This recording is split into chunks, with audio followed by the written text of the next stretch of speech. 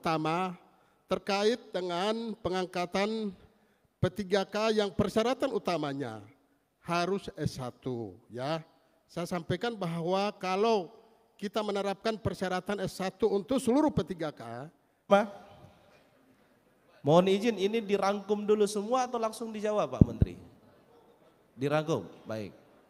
Silakan. Terima kasih kesempatannya. Assalamualaikum warahmatullahi wabarakatuh. Waalaikumsalam. Saya Riza David, Bupati Bangka Selatan. Tolong dicatat pertanyaannya. Mohon izin Pak Menteri, Pak Ketum. Jadi saya punya pengalaman baru dilantik. Sebelum saya dilantik, Bupati lama itu mengeluarkan sebuah keputusan akan memberhentikan setengah dari honorer di kabupaten saya. Artinya 3.000 akan jadi 1.500 ketika saya baru dilantik. Karena saya akan fokus ke honorer nih Pak Menteri. Tolong Karena disebutkan nama dan jabatan Pak. Riza David, Bupati Bangka Selatan. Jadi pengalaman itu membuat saya sedikit bersedih. Akhirnya saya kumpulkan 3.000 honorer itu Pak Menteri. Karena saya harus menyelamatkan 1.500 keluarga hari itu dengan gaji 2 juta waktu itu Pak Menteri. Jadi saya minta sepakat para honorer, kalian mau memberhentikan 1.500 kawan kalian atau gaji kalian jadi 1 juta.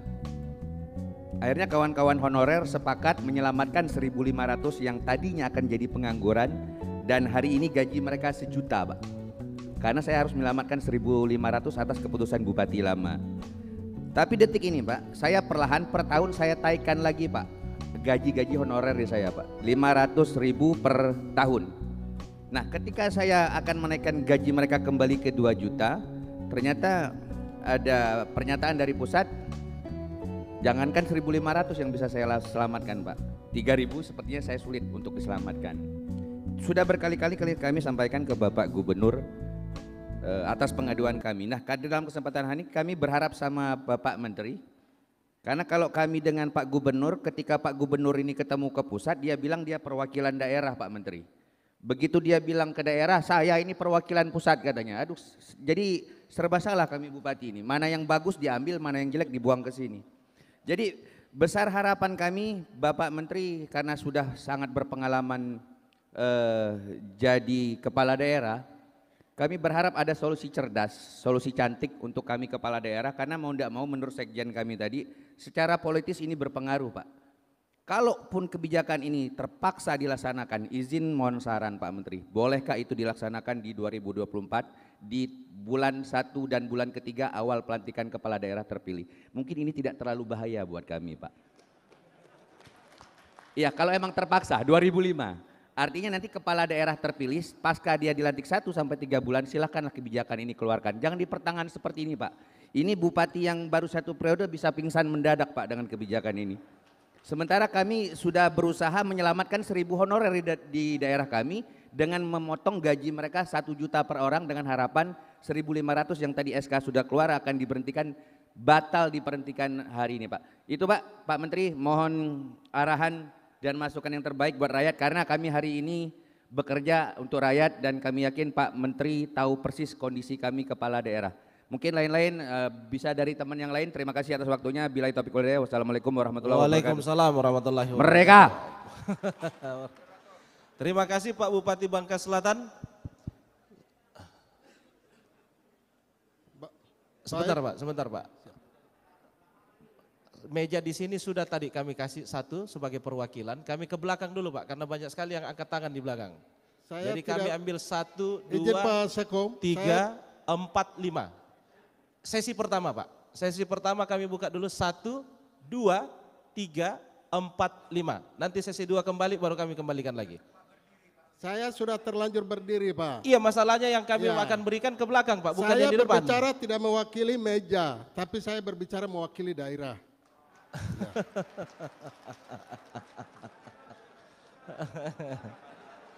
Ya. Baik. Assalamualaikum warahmatullahi wabarakatuh. Shalom, salam sejahtera untuk kita semua. Om Swastiastu, Namo Buddhaya. Salam kebajikan dan salam sehat untuk kita semua. Merdeka! Merdeka! Merdeka! Ya. Baik Bapak Menteri Pan RB yang sangat kami hormati, Kepala BKN dan juga Ketua Umum APKASI dan segenap pengurus, para narasumber yang sangat saya hormati, kasihi dan sangat apresiasi. Semua materi yang disampaikan oleh Bapak Ibu semuanya sangat luar biasa. Mari kita tepuk tangan dulu untuk semua narasumber kita. Ya. Pertama saya perkenalkan diri, saya Hermusindo SIPMH Bupati Manokwari dari Provinsi Papua Barat. Izinkan saya untuk menyampaikan beberapa hal. Pertama, terkait dengan pengangkatan P3K yang persyaratan utamanya harus S1 ya. Saya sampaikan bahwa kalau kita menerapkan persyaratan S1 untuk seluruh P3K, kami di daerah khususnya di Papua sangat sulit untuk kami bisa mencapai persyaratan itu. Karena itu bisa diturunkan ya. Karena hampir tenaga khusus honorer kita di daerah hampir rata-rata SMA dan juga SMP, bahkan ada yang SD. Kalau bisa ini diprioritaskan, ya diberikan kelonggaran untuk kami di daerah. Kemudian yang kedua, khusus untuk Menteri Kesehatan, ya kami sampaikan bahwa khusus untuk P3K kami, untuk tenaga kesehatan ada 519, ini belum diangkat. Khusus untuk Menteri Pendidikan, kami berterima kasih dan juga kepada Menteri Pan-RB dan juga Kepala BKN kami menyampaikan apresiasi yang sebesar-besarnya karena 545 P3K dari tenaga guru sudah diangkat dan Kepala BKN sendiri datang ke Manokwari untuk penyerahan SK-nya. Mari kita beri apresiasi. Ya. Bapak Ibu semua yang saya hormati, saya kira khusus kita di Indonesia ini, orang menjadi pegawai negeri itu sebuah harga diri, Pak. Jadi kalau kita membatasi rakyat kita atau anak-anak kita, adik-adik kita untuk tidak menjadi pegawai negeri dan nanti saya dengar-dengar bulan Desember sudah dihilangkan. Saya bilang ini menimbulkan masalah baru bagi kita di daerah. Karena Bapak Ibu di pusat boleh tidur dengan tenang, Pak. Kami di daerah ini, kantor kami pasti dipalang habis semua ini. Ya. Jadi kalau bisa diberikan kelonggaran ya. Kalau ditiadakan sama sekali sampai dengan bulan Desember saya kira ini bukan solusi. Tapi mari kita cari solusi untuk tenaga honorer kita semuanya yang saya kira hampir semua daerah sudah mendata semuanya. Kami di Manokwari hampir 3.000. Nah kami berharap ini kalau bisa kita bikin komitmen sama-sama untuk kita selesaikan data honorer yang sudah ada. Nah jangan ada tambahan lagi ya. Saya kira itu. Terima kasih. Assalamualaikum warahmatullahi wabarakatuh. Selesai. Ya, terima kasih Pak Bupati Manokwari. Sebentar Pak, sebentar. Jadi saya sampaikan kepada Bapak Ibu sekalian, jangan dulu ada yang berdiri sebelum ditunjuk. Ya, nanti moderator menunjuk baru Bapak Ibu sekalian berdiri langsung ke mic mengajukan pertanyaannya. Saya ke belakang dulu Pak. Bapak, silakan Pak. Tolong sebutkan namanya dan jabatannya, serta pertanyaannya ditujukan kepada siapa, supaya langsung konkret dan tolong juga pertanyaannya konkret. Terima kasih. Terima kasih. Assalamualaikum warahmatullahi wabarakatuh. Nama saya Torik Modanggu, Bupati Gorontalo Utara. Pertanyaan pertama, tadi Pak Sekjen APKASI menyampaikan poin-poin yang menjadi hasil pertemuan dengan Pak Menteri. Ada poin terakhir soal honorer yang tidak lulus dalam seleksi P3K itu diberikan sejumlah alternatif, itu bagus. Tapi ada persoalan bagi daerah. Mereka ini orang-orang yang sedang bekerja di guru, juga tenaga kesehatan. Sekarang porsi yang mereka tinggalkan setelah mereka tidak bisa diangkat menjadi tenaga honorer itu problem tersendiri bagi daerah. Misalnya di Gorontalo Utara dari 15 puskes itu ada 5 puskesmas yang pasti hampir tutup. Itu pertama. Yang kedua, TK PAUD itu sebanyak 189 yang akan tutup. Karena semuanya SMA dan sebagian pasti ada yang tidak lulus. Itu pertama. Yang kedua, kami berharap bahwa rakor pada hari ini menghasilkan keputusan yang bisa kami bawa ke daerah, karena rakyat menunggu kami soal status honorer ini. Karena kami lihat tadi hanya satu dari Kementerian Dalam Negeri yang memperkuat atau mengangkat 3 opsi yang diajukan oleh Pak Menteri, yaitu mengangkat seluruhnya menjadi ASN, memberhentikan seluruhnya, atau mengangkat berdasarkan prioritas. Pertanyaan ketiga atau hal ketiga, menurut saya soal honorer ini bukan soal hanya regulasi dan data. Kita ini ada prinsip otonomi daerah. Jadi bukan semata-mata soal regulasi dan soal data, tapi bahwa dengan undang-undang otonomi daerah ini, itu artinya negara mengakui keragaman daerah.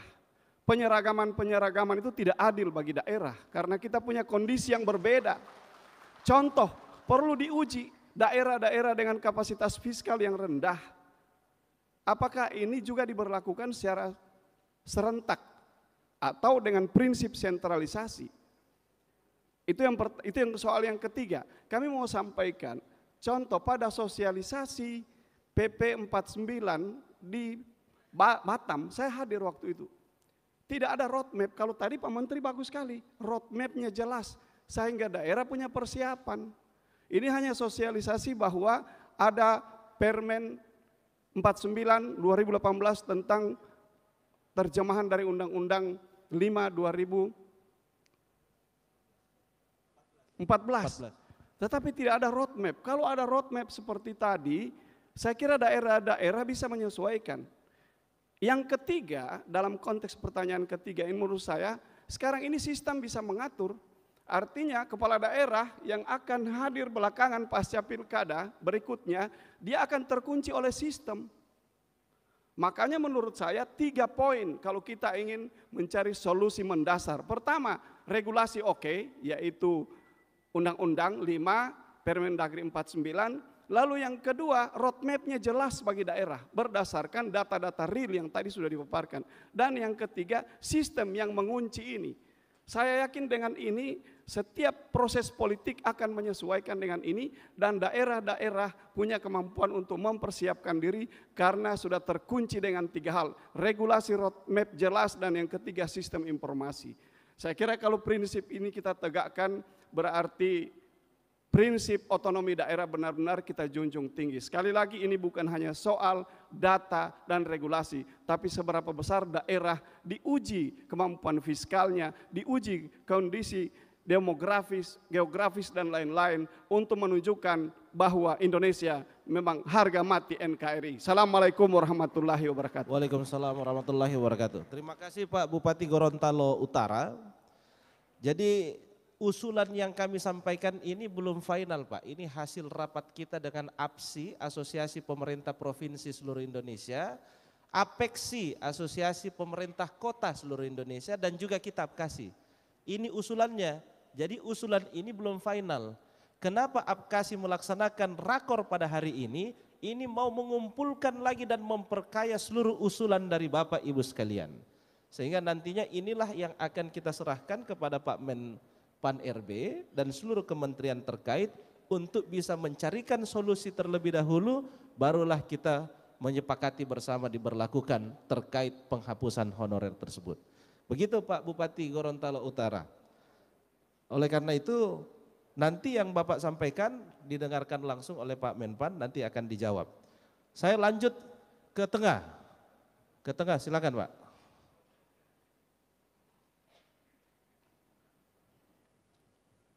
Nanti sebelah kiri satu, yang belakang satu Pak.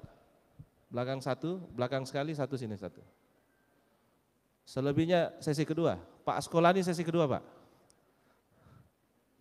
Lanjut. Bismillahirrahmanirrahim. Assalamualaikum warahmatullahi wabarakatuh. Waalaikumsalam warahmatullahi wabarakatuh. Saya Sekretaris Daerah Kabupaten Kampar Pak. Nama Dr. Andus Yusri MSI. Yang kami hormati Pak Menteri beserta jajaran, Pak Menpan RB, dan seluruh pejabat daerah, dan yang kami hormati Ketua APKASI beserta Pak Sekjen. Kami mungkin selaku Sekretaris Daerah tentu menghitung anggaran juga Pak Menteri RB, kemudian Deputi Keuangan, Memang bersyukur kami bahwa ada peningkatan kesejahteraan P3K. Dikasih gaji 3,5 juta dasar dan ataupun mempertimbangkan keuangan negara. Bertinjau dari ini bahwa Kabupaten Kampar ada 5.000 tenaga honornya Pak Sekjen. Yang gajinya bervariasi, ada yang harian dan tidak ada yang di bawah 1 juta.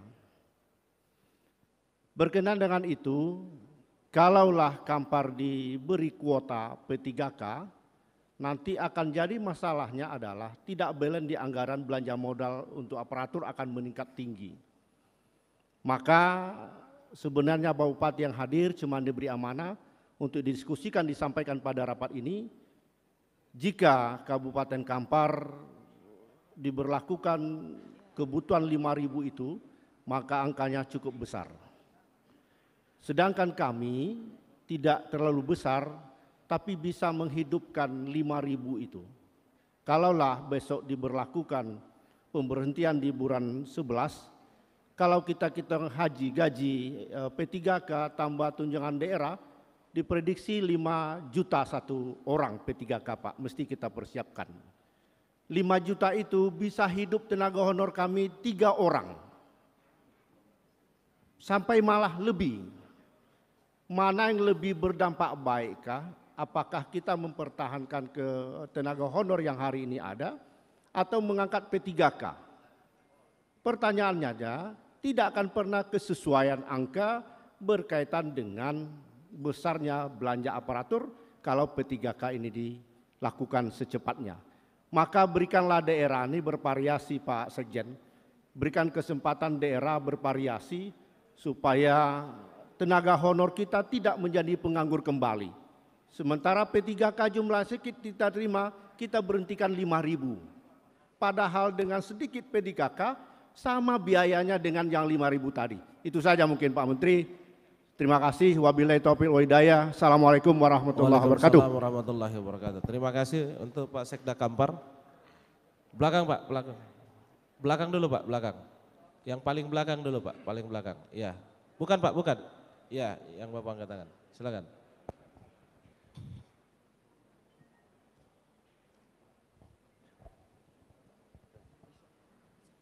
Terima kasih atas kesempatan yang diberikan.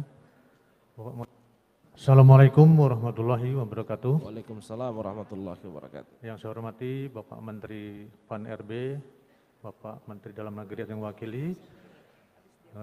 yang mewakili Menteri Pendidikan, Menteri Kesehatan, dan Bapak Kepala BKN. Langsung saja Pak. Iya, nama saya Mur Haryanto, jabatan Asisten Administrasi Umum dari Pemerintah Daerah Kabupaten Pasir, Kalimantan Timur. Kami akan menyampaikan dari Bapak Bupati. Yang pertama, dengan adanya PP 49 turun, itu sudah dianggap tsunami. Namun kami membuka harta karun ini Pak. Harta karun khususnya di kesehatan dan di pendidikan. Di Undang-Undang Nomor 14 Tahun 2005 bahwa salah satu pasal disebutkan apabila terjadi kekosongan guru, maka pemerintah pusat dan daerah wajib menyediakan guru pengganti. Nah, kemudian dilanjutkan dengan PP 19 tahun 2017 juga sama bunyinya. Nah, kebetulan kami di daerah Kabupaten Pasir sejak 2018 dengan adanya PP 49 kami tidak mengangkat honor, tapi kami mengangkat berubah namanya guru pengganti sesuai dengan undang-undang. Nah ini apakah nanti dengan berlakunya PP 49 berakhir 28 November 2023, undang-undang ini juga akan berakhir. Nah untuk sementara kami tetap melaksanakan yang namanya guru pengganti dan itu sudah kami laksanakan sejak 2018 dan kami membuat regulasi peraturan Bupati juga kami konsultasikan ke Biro Hukum di Kemendikbud saat itu 2018 dan sampai saat ini berjalan.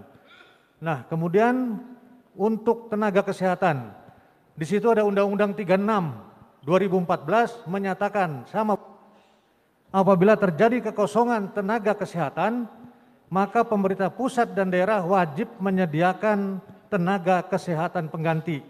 Kemudian ditindaklanjuti dengan PP 3767. Nah, di situ disebutkan juga sama bunyinya dengan undang-undang. Nah, apabila ini tidak diberlakukan, siapa yang mengajar, kemudian siapa yang akan menjadi tenaga medis melayani di rumah sakit maupun di puskesmas. Nah, sedangkan tenaga kesehatan di daerah kami yang PNS itu hanya 600 sekian, yang honornya itu adalah 1000 sekian. Jadi melebihi. Kalau ini tidak diperhatikan, apabila diberlakukan PP 49, berarti kita menyalahi undang-undang. Kemudian yang terakhir, di daerah kami saat ini sebagaimana edaran dari 185 tadi dari Pak Menpan RB, di situ diperbolehkan untuk outsourcing. Nah, jadi untuk tenaga kebersihan, kemudian supir dan pengamanan, kami upayakan di tahun depan kami akan outsourcingkan. Nah, untuk tenaga TU itu yang jadi pemikiran kami karena tidak ada undang-undang yang melindungi tentang TU pengganti atau petugas administrasi pengganti.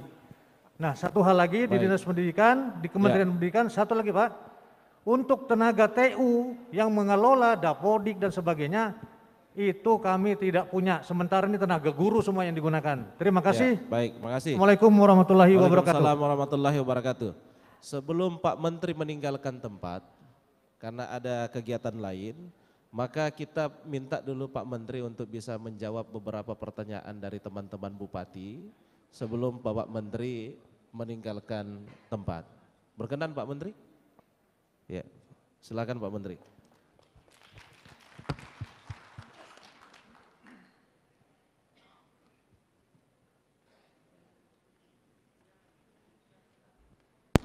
Baik, terima kasih teman-teman sekalian. Saya ini pernah merasakan jadi bupati, maka saya ingin mendengar kira-kira gitu. Sebenarnya sudah tahu juga sebenarnya. Tapi proses pengambilan keputusan kan perlu mendengar. Ini ada Pak Ses, ada para direktur dan para dirjen. Ini ada undang-undang. Ya, semua dasarnya undang-undang yang sebelum kami menjabat sudah ada undang-undangnya. Termasuk Kementerian Keuangan tadi undang-undang. Terus kemudian ada PP. Nah, tentu kami akan membangun komunikasi dengan beberapa pihak yang terkait dengan undang-undang yang ada, kemudian juga PP. Dan kami dengan Kepala BKN intens untuk menyamakan data.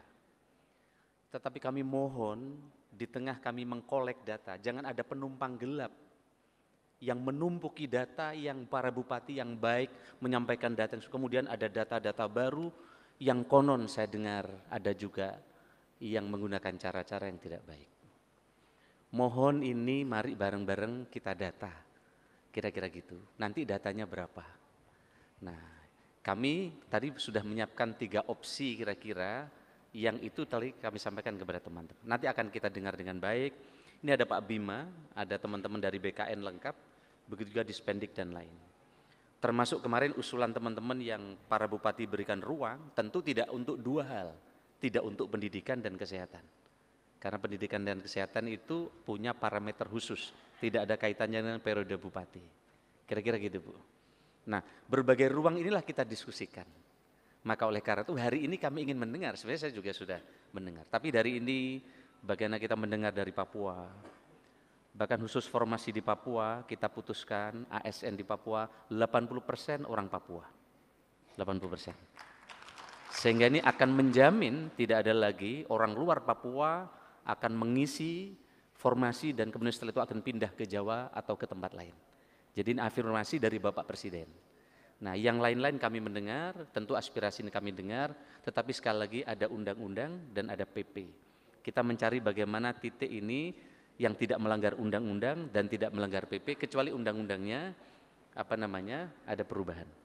Dan kami intens kemarin bertemu dengan Komisi 2, kami mengurai afirmasi-afirmasi ini, dan kemarin kami sampaikan juga di Komisi 2, kami berdialog dengan beliau semua. Saya tahu ini raut wajah teman-teman ini agak berat rasanya, terutama yang mau pilkada kembali. Ini agak berat. Jadi gitu Pak Bima ya. Pak Bima mendengar bagaimana teman-teman dari beberapa ini. Mudah-mudahan teman-teman sekalian nanti kami akan sampaikan untuk dicari keputusan yang terbaik. Tetapi sekali lagi teman-teman sudah punya pandangan bagaimana ASN kita supaya ke depan baik di satu sisi, dan di satu sisi ada kekosongan yang mesti kita isi, dan ini tentu harapan saya kita lola dengan data yang benar.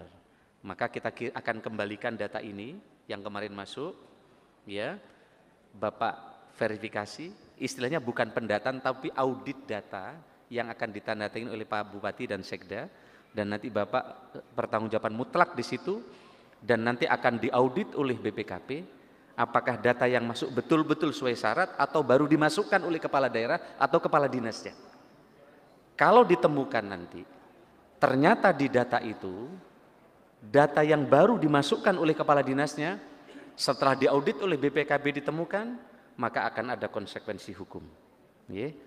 Harapan kami data ini benar sehingga nanti dilola oleh BKN, kita cari solusi sehingga nanti kan kita ini belum jelas sampai sekarang berapa sebenarnya, kan gitu.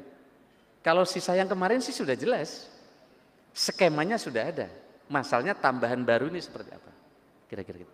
Saya kira ini dari saya Pak, saya sengaja ingin mendengar dari tadi, setidaknya ada sampel tadi, dan izinkan saya setelah ini bergeser karena ada kegiatan yang lain, nanti saya akan ikuti secara Zoom atau ingin mendapatkan laporan dengan teman-teman semua. Kira-kira itu Bu Dirjen, inilah betapa beratnya dan ini harus kita dengar karena ini negara kesatuan Republik Indonesia. Yang latar belakang memang teman-teman berbeda-beda antara daerah satu dengan daerah yang lain. Kira-kira gitu. Baik gitu ya. Izin Pak Menteri, izin Pak dari Papua, tambah satu sebelum Pak Menteri pulang, mohon maaf pimpinan. Saya Tony Tesar, Bupati Kepulauan Yapen dari Papua. Terkait dengan regulasi, saya ingin menyampaikan kepada Bapak Menteri bahwa kami di Papua juga punya Undang-Undang Nomor 2 Revisi 21, PP Nomor 106 2021 tentang kualifikasi tentang pemerintah daerah kabupaten kota dapat